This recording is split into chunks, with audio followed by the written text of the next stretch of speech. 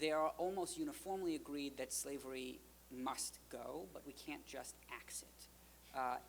One of the larger pragmatic concerns was that if you just try to axe it, the southern states will leave, and then the northern states will have zero ability to influence them in the future and to eradicate slavery in the future. So what James Madison, president of the convention, goes to great lengths to do is to say the Constitution will not eradicate slavery, but under no circumstances will it include a single line which gives approval to the notion that there can be property in human beings.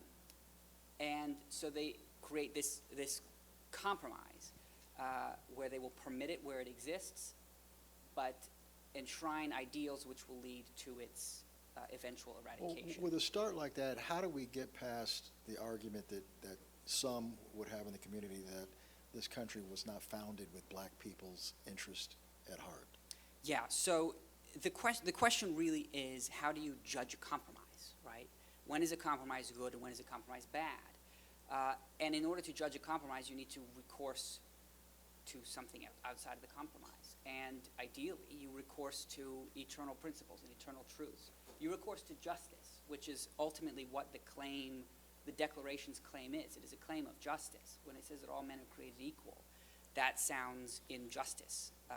And the question is that true? And it is true as a principle. And it is true that we failed to live up to the principle. But the question is, the compromise was aiming at that principle. The compromise was trying to create a nation which could live up to the principle.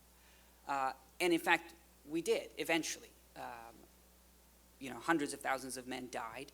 And it was a horrible, messy process whose implications go on. But the compromise, I think, can be judged right because it aimed at noble principles. It created a country which could live up to them. And it